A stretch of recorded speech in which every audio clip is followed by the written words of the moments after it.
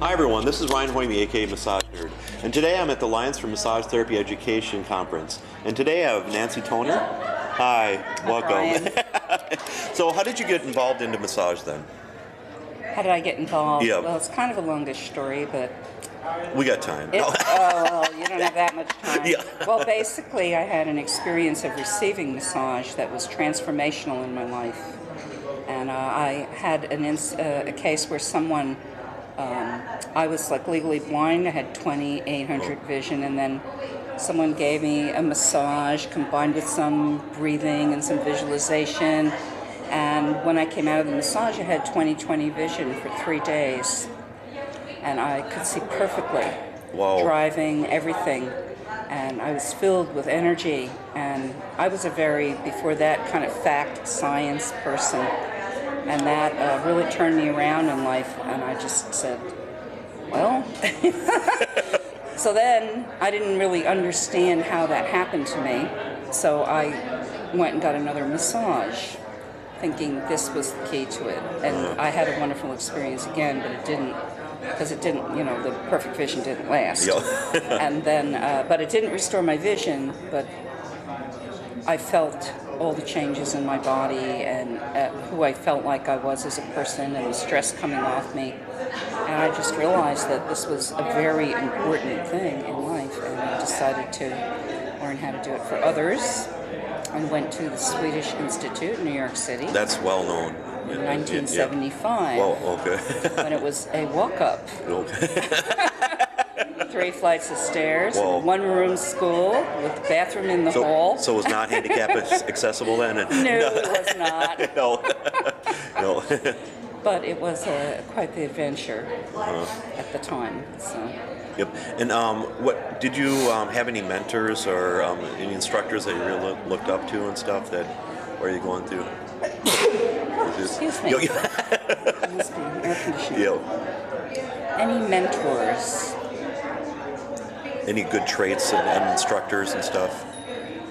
I have had some amazing instructors in the 35 years I've been doing this, and I'd say the one that stands out the most was Milton Traeger. I've been a Traeger practitioner for 25 years. You learned under Traeger then? Yes, I did. Cool. And he was quite the person. He was not very talkative or anything like that, but he had a presence, and the things that he did say were really profound. Frequently, not always. He also said regular stuff. Yep. You know, like, let's have a salad for lunch and things like that. But his hands, when he put his hands on you, it was like entering another world. And I've always thought that if I could do that for someone, that would be, you know, really special. And so, yes, he was a mentor that I very much looked up to. Yeah. Yes. And then you do continuing education credits then?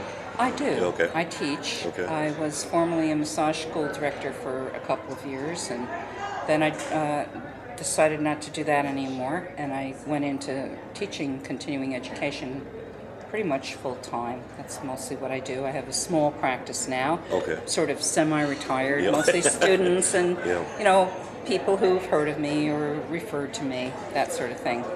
And I teach continuing education classes. I teach it for teacher trainings for schools, school you faculties. do actually teach teachers? Yes, I do. Okay.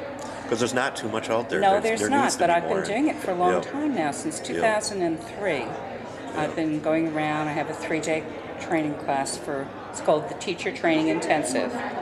And it's the basics that you need to know to move from being a massage therapist to teaching massage therapy. And of course, it's not everything. I can't teach how to be a great teacher in 3 days. There's the experience of doing it, the feedback that you're open to, and so many other things, ongoing education. I give them a lot of resources in the class so that they can continue to learn more.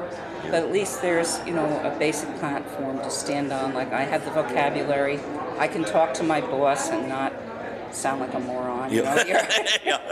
So it's very good. And I also have a 4-day class that I do for people who want to become continuing education providers, or, as I say, just teach like one. So bring their level of workshop teaching to a higher level or learn how to teach workshops really well, because workshops are quite different than a school. In a school you have a certain support system as far as your administration goes, and the building, and all the marketing is built in. All you do is show up, teach the class, and you have a certain type of relationship with your students, which also includes grading them, so there's that piece too.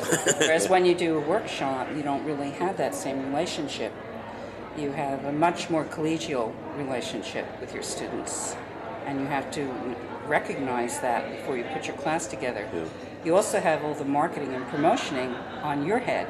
You also have to write all your own syllabi, all your own lesson plans.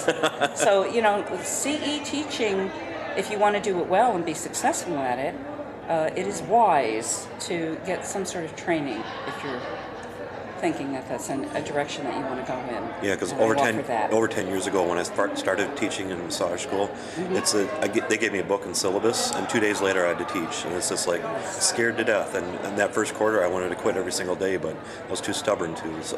Well, Brian, that is a very common story. But and things have changed so much. Story. I and you and so many.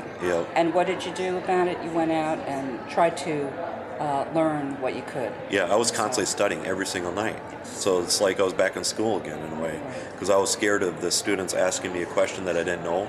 But then I realized if I don't know it, I'll just say I don't know it, and I'll look it up, and I'll find it, because that's the best instructors, I think, are the ones that accept it and just look for it then. So honesty and integrity. Yeah, exactly. And that's another thing. When you're teaching in an entry-level program, it's not hard to be smarter, wiser, and more knowledgeable than the students. Because they know nothing.